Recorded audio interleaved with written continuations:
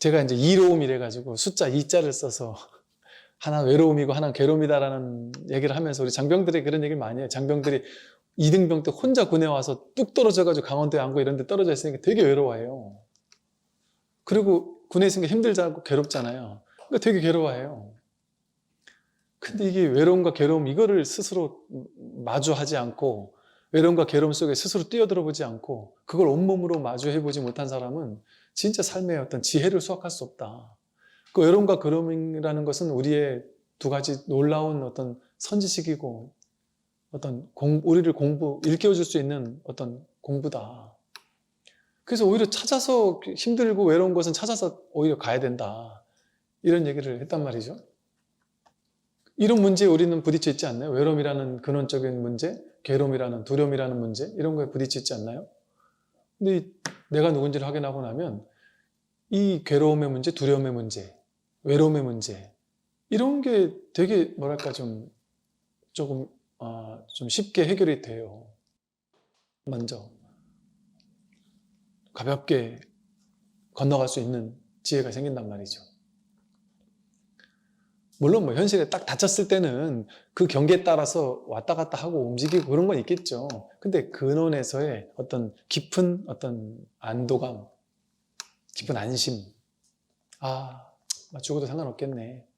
아니, 죽어도 상관없더라도 당장 누가 지금 칼로 여기를 자른다면 아프니까 안 잘리려고 하겠죠. 공포스럽겠죠. 그것까지 없어진다는 게 아니라 자르세요 하고 이러는 게 아니고 수술한다고 해서 마취하지 말고 그냥 자르세요 이렇게 안 된단 말이에요.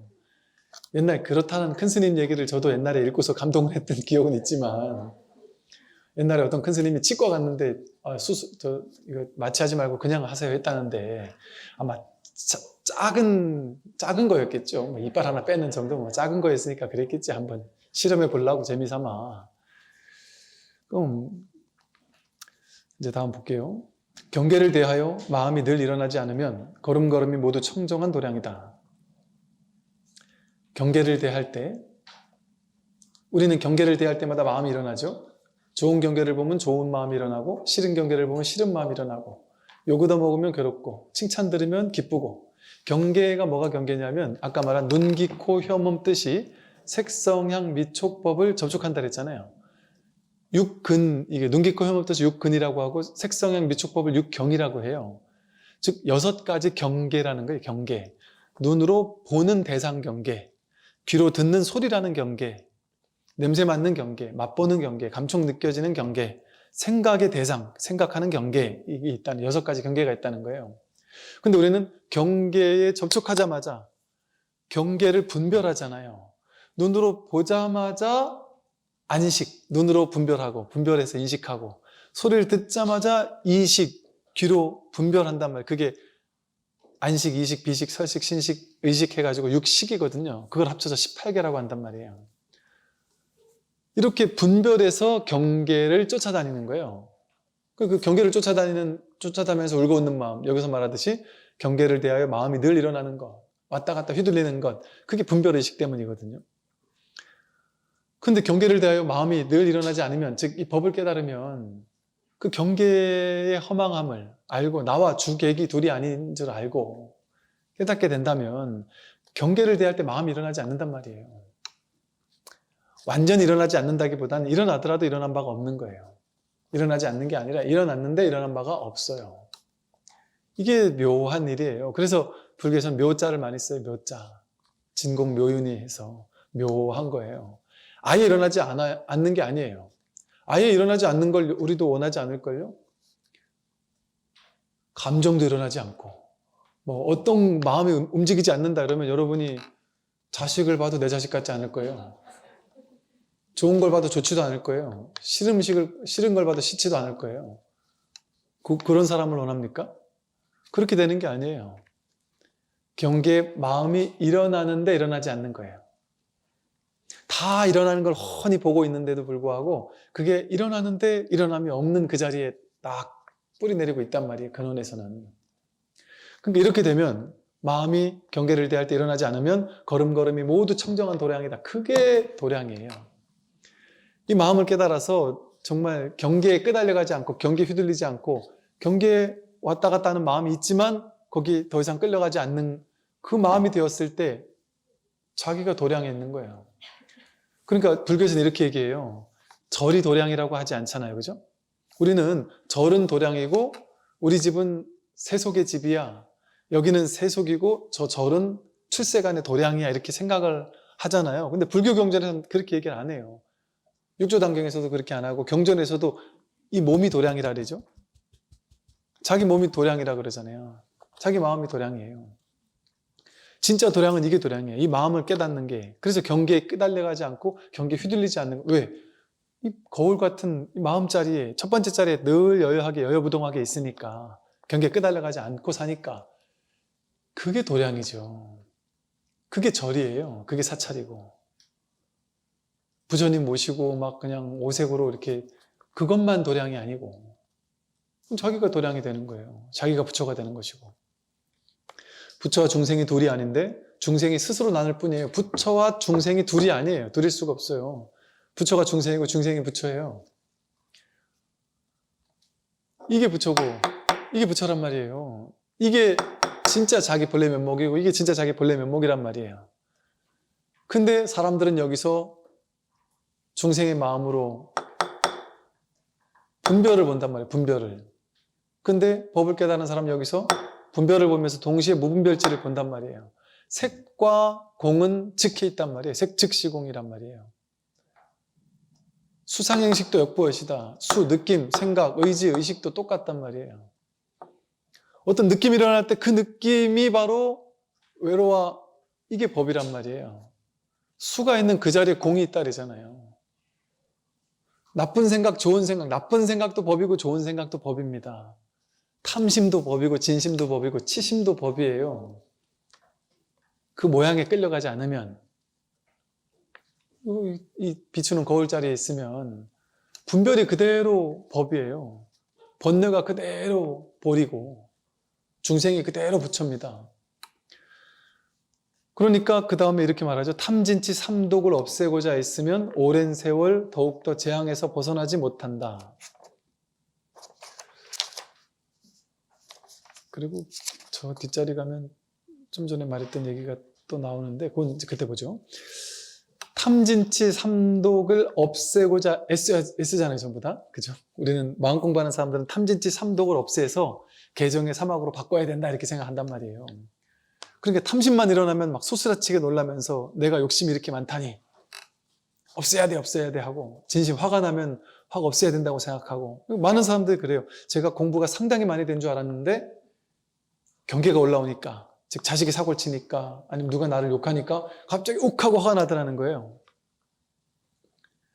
그러면서 뭐라고 하냐면 여태까지 했던 공부가 다 물거품이 됐네요. 저는 공부인이 아니었어요. 어떻게 하면 이 마음이 어떤 경계에서도 한 번도 일어나지 않을 수 있을까요? 불가능합니다. 그걸 원하는 마음만 내려놓으면 끝이에요, 그냥. 그게 자연스러운 거예요. 탐진치 삼독을 없애려고 애쓰는 게 아니라 탐진치 삼독을 없애려고 애쓰면 어떻게 되냐면 오랜 세월 더욱더 재앙에서 벗어나지 못해요. 재앙에서 벗어나지 못해요. 부처님은 탐진치 삼독을 완벽히 없앤 분이 아니에요. 인연 따라 일어나는 거예요. 탐진치 삼독은. 온갖 경계에 따라서 마음이 일어난단 말이에요. 그러나 일어나지만 일어난 바가 없는 거지. 일어나지조차 않는 게 아니에요. 일어났지만 이것도 법이란 말이에요. 그러니까 이제 처음 공부하는 사람은 안 좋은 일이 있는데 이것도 법이지. 또 안 좋은 일 이것도 법이지. 이렇게라도 해서 그냥 이 법의 자리를 자꾸 익숙하게 하는 방편으로는 허용이 되지만 나중에 이것도 법이지 저것도 법이지 이런 말이 필요 없단 말이에요. 그냥 온통 한 법뿐인데 거기에 이것도 법이야 저것도 법이야 라는 말이 뭔 필요가 있겠어요. 그러니까 법이라는 게 없어요. 마음이라는 게 없고 부처라는 게 따로 없습니다. 진짜 부처를 깨닫고 나면 증득하는 게 없어요. 부처가 없고 아직 중생에게만 부처라는 방편을 쓸 뿐이지 아직 내가 부처가 됐니 안 됐니 하는 사람은 아직까지 먼 거죠. 그래서 탐진치 삼독을 없애려고 애쓰는 게 아니에요. 인연 따라 일어나요. 그러니까 그걸 이렇게 바라보고 그냥 거기 끌려다니지 않으면 그뿐이에요. 그냥 여러분들 도인을 만난다고 해서 도인은 화도 안 낼 거야. 그런 도인은 모르긴 해도 없을 거예요. 제가 만나본 경우는 잘 없어요. 자기 마음 따라 왔다 갔다 해요. 당연히. 그러나 뭐라 그러죠? 이렇게 우리처럼 이제 계속 끌고 다니는 그 화해 감정에 계속 내가 분해가지고 막 몇 날 며칠을 막 질질 끌고 다니고 그러지 않죠. 딱 그때뿐인 거죠. 뒤끝이 별로 없단 말이죠. 쉽게 말해. 탐진치 삼독을 없애려고 애쓰게 되면 어떤 일이 생기냐면 탐심, 화 이걸 없애려고 막 기를 쓰고 이게 절대 일어나지 않는 완벽한 상황을 만들려고 막 기를 써요. 근데 그거는 반드시 실패하거든요. 옆에서 경계가 오면 실패한단 말이에요. 그러면 그 사람은 계속 그게 목표니까 깨닫는 게 목표가 아니고 탐진치 삼독이 아예 일어나지 않는 게 목표인 거예요. 그러면 그 사람은 성공할까요? 성공 못합니다. 즉 우리의 목표는 탐진치 삼독이 일어나지 않는 게 목표가 아니라 일어나더라도 일어난 바가 없는, 일어났는데 이게 일어났는데 일어난 바가 없어요. 이게 묘한 일이란 말이에요. 온갖 일이 다 일어나는데도 불구하고 그게 다 공한 줄 안단 말이에요. 공한 이 자리에 딱 있으니까, 색즉시 공인 이 자리에 딱 있으니까 모든 모양의 세계가 다 펼쳐진단 말이죠. 그러나 그게 그런 바가 없는, 있으되 있는 바가 없는, 그러면 된 것이지, 그걸 공부를 하는 것이지 전혀 일어나지 않아야 된다. 그러니까 이제 이게 공부 어느 정도 하고 내지는 자기 성품을 확인하고 나서 이게 지도를 잘 못 받고 오래오래 꾸준히 법문을 들으면서 이 안목을 갖추지 못하면 그런 얘기 많이 한다니까요. 오래오래 공부한 사람도 옛날에 그런 사람 많았어요. 요즘에는 이제 워낙 이런 법문들을 많이 듣다 보니까 이제 스스로 이제 조금 그러니까 진도가 빠른 거예요. 요즘에는 딱 깨닫고 나서도 자기 오류를 자기가 검증받을 수 있는 법문을 자꾸 듣게 되니까 옛날에는 그걸 모르니까 이 지점에서 걸려버리면 10년, 20년 이걸 해결할 수가 없었어요. 그러다가 어떤 선어록이라든지 어떤 선지식을 만나서 그거에 대한 지지를 딱 내 마음을 보고서는 딱 가르쳐주는 선지식을 만나면 비로소 이제 한턱 넘어서는데 오랜 세월이 걸렸단 말이에요. 그러니까 저한테도 어떤 분이 5년, 이 자리를 확인한 지 5년 지났대요. 근데 여전히 나는 누가 나를 끌으면 화가 난대요. 그러니까 이게 뭔 공부냐고. 나는 공부가 안 된 것 같다. 이거 어떻게 해야 도대체 내가 깔끔해질 수가 있느냐. 깔끔하게 화도 한 번 안 나고 경계에 끌려가지 않을 수가 있습니까? 왜 이게 안 되죠? 그거를 본인이 그걸 원했으니까 안 되죠. 그러면 그게 있더라도 그게 계속해서 남아있느냐? 또 그게 거기에 대해서 이래저래 물어보니까 아니 그게 제가 그 뿌리가 공하다라는 건 그건 내가 점점 더 확고해진다. 그러면은 더 이상 뭘 바라십니까? 그랬더니 그래도 이게 아예 일어나지 않는 그 생각만 없으면 문제 없죠. 문제 해결되는 거죠. 그 생각만 없으면 되는 거예요. 왜? 우리는 몸을 가지고 있는 동안은 아예 화도 일어나지 않고 탐심도 일어나지 않을 수가 없어요. 이제 어떤 어른 스님을 만나 뵀어요. 이런저런 뭐 얘기하고 그러다가 이제 그 절이 너무 작은 절이고 그 절에 뭐 딱히 뭐 이것저것 없다 보니까 뭐 당신은 이렇게 돈이 없는 거죠. 절에 스님이, 어른 스님께서. 돈이 없으니까 당신 마음 같았으면 이렇게 참 젊은 스님들이 찾아와서 공부하겠다고 이렇게 오면은 기특해서 내가 이렇게 거마비라도 좀 주고 이러고 싶은데 참 거시기 미안하게 됐네 이러시면서 오히려 한 발 나가서 스님이 공부 열심히 할 만한 사람이니까 내가 공부하도록 이렇게 해줄 테니까 하면서 이렇게 책을 한 권 이렇게 꺼내가지고 제 이름을 써가지고 이렇게 이거 가지고 공부를 하라고 그러면서 이제 이렇게 주면서 이거 책값하고 해서 뭐 5만 원인가 10만 원인가 내고 가라고 그러면서 아마 그 돈을 받으시고서는 너는 공부하는 사람이니까 공부한 책 잘 받았지? 그리고 이제 이걸 딱 받으시고 나서는 그거를 또 딱 봉투에 넣어가지고는 내가 거마비 주는 거야? 야, 나도 받았고 너도 받았다. 이러면서 그냥 뭐 이래저래 그러면서 하는 거예요. 그러면서 또 그분 예를 들어 뭐 신도님들에게는 뭐 좀, 신도님들 오시면은 뭐 기도비도 받고 돈 있으면 내고 갈 수 있으면 내고 가라고 하고 등도 좀 달고 가라고 하고 그런 말 안 하겠냔 말이에요. 하죠. 그러면 등 좀 달고 가서 이 말 했다고 해서 그 스님이 뭐 도가 없어 그런 소리 했겠느냐. 그거랑 상관이 없단 말이에요. 왜? 세속은 세속이고 현실은 현실이에요. 공부는 공부고. 그러니까 그거는 그냥 자기 성향과 성향적인 면이 있어요. 그냥 막 그런 얘기를 못하는 사람이 있는 거고. 근데 그건 뭐 별 걸림없이 그냥 하는 사람이 있는 거고, 어찌 보면. 그래서 과하면 그거는 문제지요, 분명히. 근데 과하지 않는 선에서는, 그러니까 머릿속에 상을 지으면 안 된다는 얘기를 하는 거예요, 제가. 그러니까, 절에 왔더니 등 달라낸다고 해서, 저 스님은 공부랑 상관없는 사람인갑다. 이렇게 얘기할 수 없단 말이죠.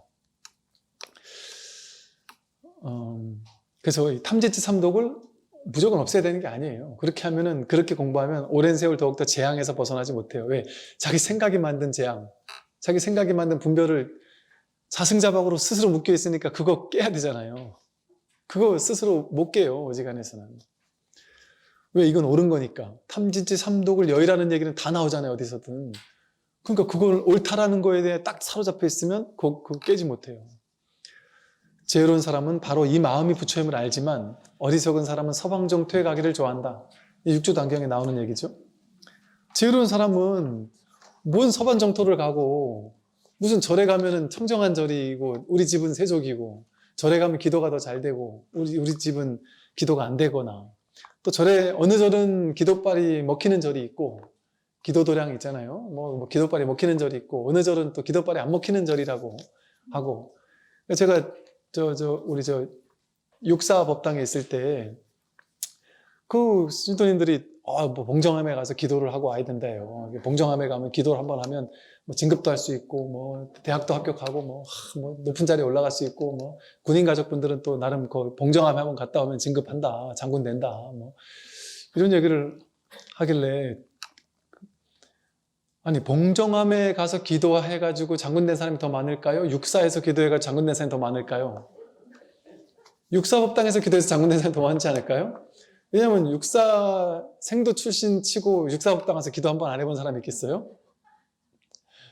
훨씬 많을 거 아니겠어요? 그러니까 장군 훨씬 더 많이 시킨 부처님 납두고 가끔 가다가 시킨 부처님 찾아가실 날이냐? 우스개로 그러면서 갔죠. 거기에 영 그런 게 없다라는 것보다 중생에게는 있겠죠. 왜? 중생은 내 마음의 의지처를 찾으니까 내 마음속에 그래도 절에 가면 마음 자세가 다르잖아요.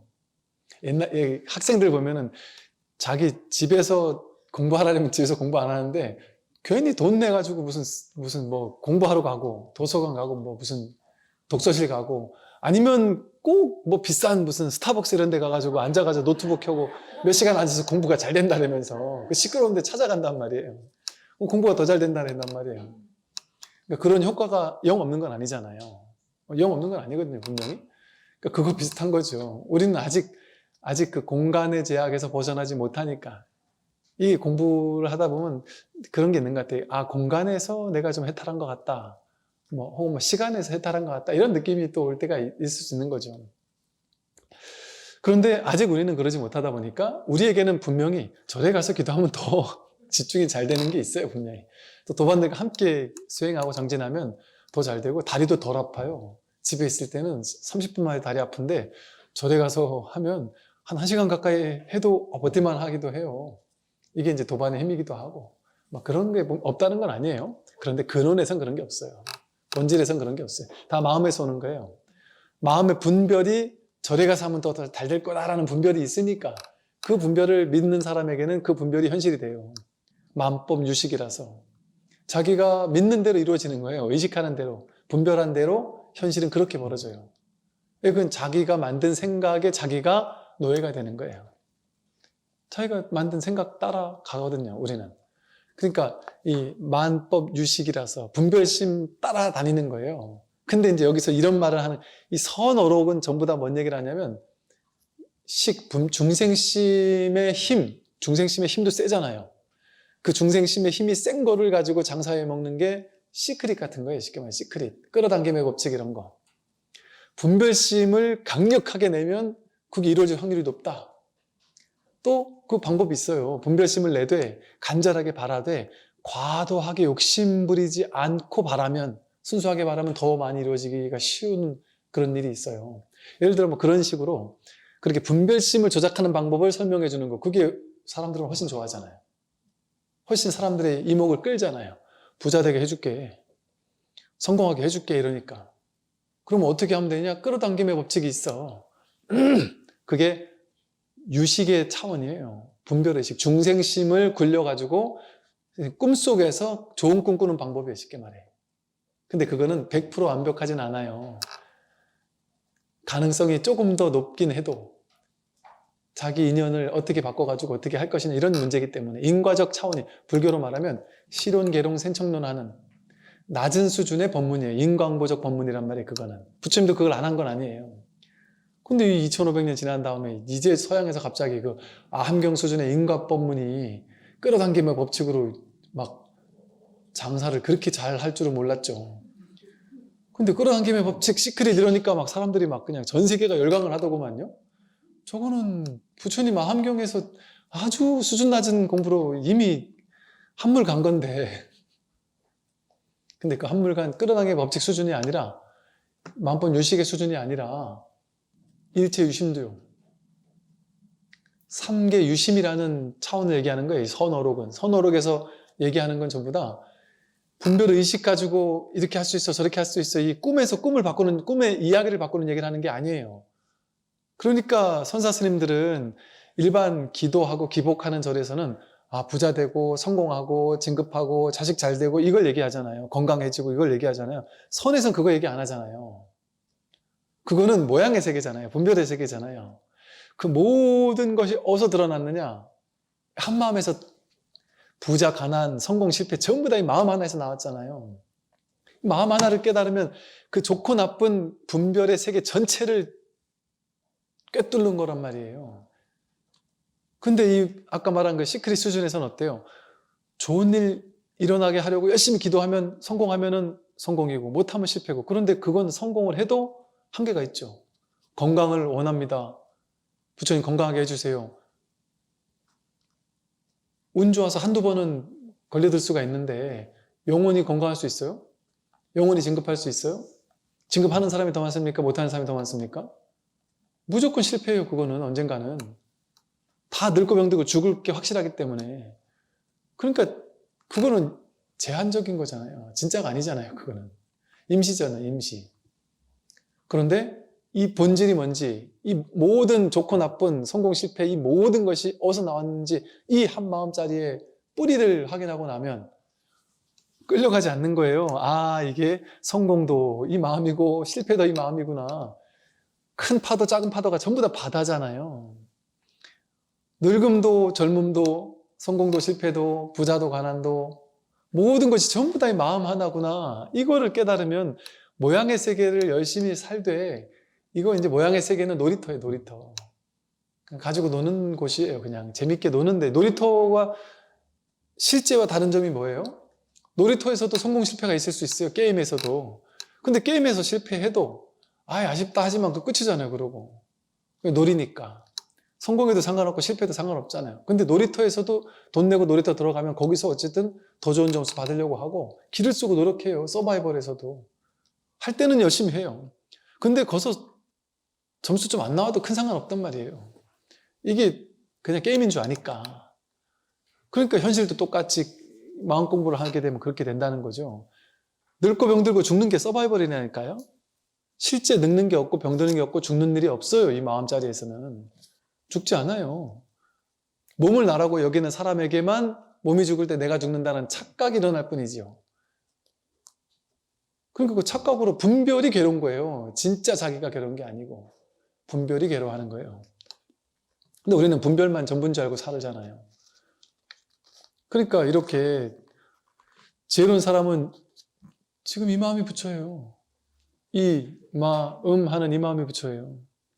근데 어리석은 사람은 서방 정토하기를 좋아하고 부자 되는 걸 좋아하고 더 좋은 집 이사 가는 걸 좋아하고 이렇게 되길 좋아하고 저렇게 되길 좋아하고 이건 싫어하고 저건 좋아하고 좋은 상황으로 옮겨가길 좋아하고 싫은 상황은 없애버리고 싶어하고, 그런데 좋고 싫고 상관없이 이 마음자리를 확인하면 전부 마음뿐이란 말이에요. 마음뿐. 그러니 서방정토 가기를 뭘 좋아할 게 있어요. 여기가 서방정토인데. 여기가 서방정토예요. 진짜로. 서방정토가 따로 없습니다. 따로 없어요. 서방정토가. 이렇게 얘기하면은 당신이 그러고도 중이냐 막 이런 사람이 있더라니까요. 서방정토 없다라고 하는데 그게 어떻게 중이냐 막 이런 사람도 있고, 제가 또 윤회는 있는 것도 아니고 없는 것도 아니다 이렇게 얘기를 했는데도 불구하고 윤회가 없다고 하는 스님은 옷 벗어라, 어떻게 윤회 없다고 하는 사람이 승복을 입고 불법을 펼 수 있느냐 이렇게까지 얘기를 하는 사람도 있어요. 그러니까 뭐 이제 제가 저희 입장에서 얘기하는 게 아니라 공부하는 입장에서라면 그 판단을 좀 유보해 볼 필요가 있어요. 내가 욕하고 싶어도 내 기존 관념으로는 도저히 저 스님 말은 이해가 안 돼도 너 틀렸어 이렇게 하기 전에 일단 유보해 보자. 난 저 스님이 왜 저런 말을 하는지 난 이해 못 하겠다. 난 죽었다 깨어나도 이해 못 하겠다. 근데 저 스님이 저렇게 말하면 뭔가 내가 모르는 뭔가가 있는 거 아니야 혹시? 하고 조금 유보적인 자세로 왜 저런 말을 하지? 하고 한번 들어보자. 까짓 거 마음을 비우고 한번 들어보자. 이런 자세가 열린 마음이거든요. 이런 자세가 없으면 공부 못해요. 이거는 상식으로 분별로 이해 안 되는 얘기거든요. 무분별지를 어떻게 분별로 이해해요? 이거 분별 안 되는 얘기예요. 논리적으로 안 맞는 얘기예요. 이 말은 하되 함이 없이 해라. 윤회 있습니까 없습니까? 똑부러지 얘기를 해야 되는데 있는 거 아니야. 근데 없는 것도 아니야. 수행해야 되니까 말아야 되니까 수행하는 거 아니에요. 그런데 수행 안 하면 또 평생 중생이야 이렇게 얘기한단 말이죠. 그럼 이게 분별의 눈으로는 이게 뭐 말이 방구야 이런 소리 나온단 말이에요. 저게 뭔 소리 하는 거야 이런 얘기가 나온단 말이죠. 이제 생사불의에 대한 얘기인데요. 세간의 모든 것들은 헛개비와 같고 삶과 죽음도 천둥이나 번개와 같다. 참 통쾌하지 않나요? 여러분 죽기 싫어서 아둥바둥하고 살았잖아요. 우리가 그동안. 죽기 싫잖아요. 늙기 싫잖아요. 병들기 싫잖아요. 죽는 게 뭔지 아세요? 죽는 게 하늘에서 번개 반짝하는 거예요. 먹구름 올려왔다 몰려가는 거예요. 천둥이나 번개와 같다. 삶과 죽음이. 생야일편 부운기, 사야일편 부운멸. 태어남이라는 것은 구름 한 조각이 이렇게 인연 따라 생겨나는 것과 같고요. 죽음이라는 것은 구름이 인연 따라 생겨났다가 지 인연을 다 하면 구름은 흩어진단 말이에요. 그거예요, 그거. 그게 우리예요. 우리가 그래도 스님, 나라는 개성을 유지하는, 나라는 어떤 자아라는 개성을 유지하는 뭔가는 그래도 이어지잖아요. 제가 10대 때나 20대 때나 30대 때나 지금까지 나라는 개성을 이어오는 뭔가는 계속 있었는데요. 나는 옛날부터 지금까지 늘 착한 사람이었다는 어떤 정체성? 그건 계속 있는데요. 인연을, 상황을 완전 최악의 상황으로 그 사람을 갖다 놔보세요. 그 착한 성격 계속 유지되나? 안 됩니다.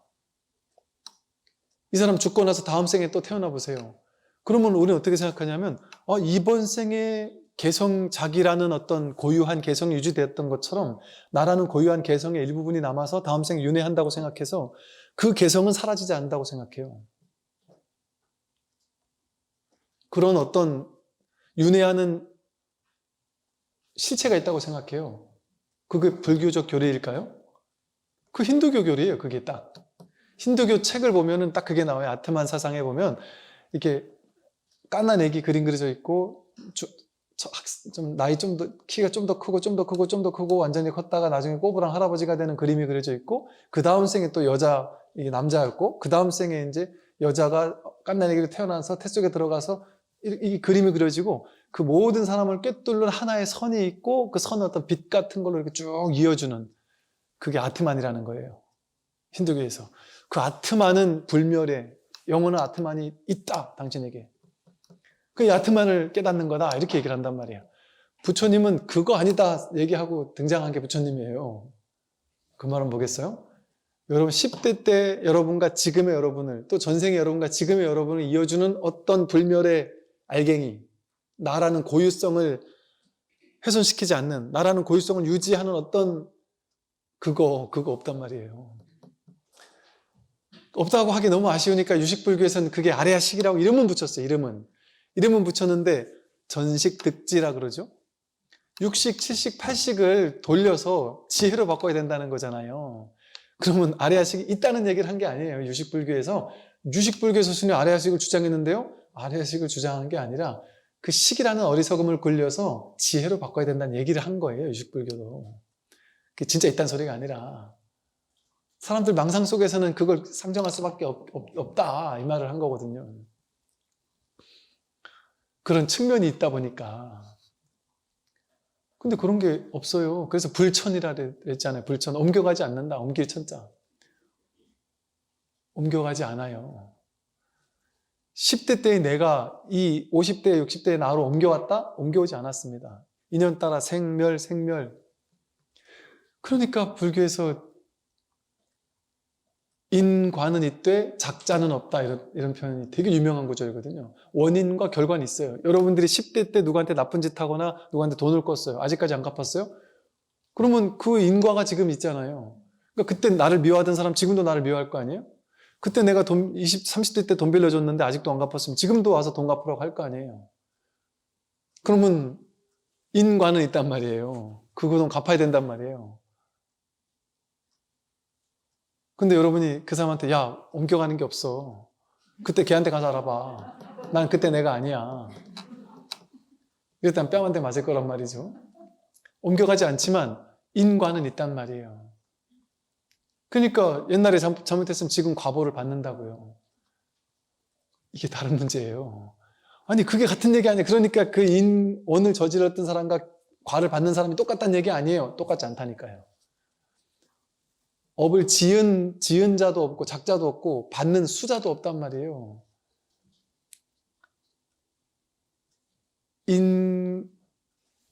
인연생, 인연멸.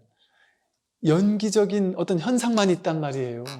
연기적인 어떤 작용만이 끊임없이 모이고 흩어질 뿐이지, 모이고 흩어지는 어떤 영원불멸한 이 소리, 생겨났고 사라졌는데 전생에 지옥이었다가 이번 생에 소리로 윤회했다가 다음 생에 어디로 갔어요? 극락 갔을까요? 이 소리가 어디로 갔을까요? 구름이 모였다 흩어지면 어디로 갈까요? 여러분이 죽고 나면 어디로 갈까요? 그 영혼이라는 게 따로 정해진 게 아니란 말이에요. 그 모든 생겨나고 사라지는 모든 것들의 바탕, 뭐 이건 바탕이라는 말도 그냥 하는 소리예요. 그냥 바탕이라는 게 따로 있는 게 아니라 그 전체가 일어나게 하는 그 한마음, 그게 그 모든 것이 생멸하도록 작용할 수 있도록 연기법이 펼쳐질 수 있는 장을 마련하고 있단 말이에요. 그 한마음이 작이라니까요. 진짜 작이라니까요. 그 한마음이 대기대용으로 일체 온 삼라만상 모든 존재를 다 굴려 쓰고 있단 말이죠. 근데 어떻게 이게 작이에요? 이어지는 뭐가 있다면 이 마음자리에서 다 둘이 아니니까 이렇게도 얘기하고 저렇게도 얘기할 수 있는 측면이 있지만 그렇게 말해버리면 또 이게 어긋나죠. 그 이 한마음에 무슨 말이 붙을 게 있어요? 이어졌니 끊어졌니 너와 내가 같으니 다르니 이런 말이 필요가 있겠습니까? 이 한마음자리에서는 동체란 말이에요. 동체, 같은 몸. 같은 몸이니까 자비심이 너가 나고 내가 너니까 너가 아프면 내가 아픈 거예요. 둘이 아니에요. 내가 깨어나는 건 온 우주가 깨어나는 거예요. 그래서 삶과 죽음은 천둥과 번개와 같아요. 똑같아요. 구조가. 연기법의 인연 따라 생겨나고 인연 따라 사라지는 모든 존재는 다 똑같아요. 다 한마음이에요. 한마음에서 나온 인연생 인연멸하는. 그러니까 인간은 위대하고 천둥번개는 위대하지 않다? 그렇지 않습니다. 천둥번개는 인간하고 똑같아요. 법신은 자제하게 두루 통하여 온 세계를 끊임없이 드나든다. 법신이 바로 이 한마음이거든요. 이 마음, 본래 면목, 자기 마음, 본마음이거든요. 이 본마음은 자제하게 두루 통한다. 그냥 이것뿐이에요. 그러니까 이걸 뭐 통한다, 뭐 어디 통하지 않는 게 없죠. 전부 다 이 법신 아닌 게 없다는 말을 이렇게 통한다고 표현을 한 거예요. 여러분에게 법신이 완전히 통해 있다니까요. 온 세계를 끊임없이 드나든다. 이거 뭐 드나든다 하니까 이것도 말이 방편으로 쓰니까 이렇게밖에 쓸 수 없는 거예요. 이렇게도 쓸 수 있겠구나 싶지만 이렇게 얘기하면 법신이라는 게 있어서 세계 곳곳으로 왔다 갔다 하나 보다. 그게 아니에요. 이 세계 전체가 법신이지. 그러니까 드나들고 하는 게 아니에요. 그냥 이거 하나뿐인데 여기 뭐 오고 가는 게 있겠어요? 드나들 게 있겠어요? 이 법신 하나뿐이니까. 뒤집어진 망령된 생각이 본래 비었으니 반야의 지혜에는 미혹도 없고 어지러움도 없다. 우리는 우리들의 모든 생각, 망상, 분별 이게 본래 비어있는 거예요. 다 일어나도 아무 상관이 없어요. 일어나지 않도록 애써야 되는 게 아니라 일어났는데 그게 일어나는 그대로 일어난 바가 없구나라는 사실을 자각하는 거예요. 깨닫는 거예요. 그러면 망상이 우후죽순으로 일어나도 상관이 없어요. 그러니까 망상에 시비 걸지 않게 되는, 상관없게 되는, 망상에 끌려가지 않게 되는 게 공부지 망상이 없어지는 게 공부가 아닌 겁니다. 그러니까 이 본래 지혜는 미혹도 없고 어지러움도 없어요. 본래 미혹이라는 게 없어요. 번뇌망상이 일어나는 그것 자체에 실체가 없다라는 사실, 그게 실체가 아니라는 사실을 깨닫기만 하면 될 뿐이지 번뇌망상이 일어났다고 해서 그 사람이 어리석은 사람도 아니에요. 미혹한 사람도 아니에요. 그 본뿌리는 다르지 않단 말이에요. 법 하나와. 그러니까 우리는 미혹한 존재인데, 어리석은 존재인데, 그래서 분별망상을 끊임없이 쓰고 있는 존재인데도 불구하고 부처예요.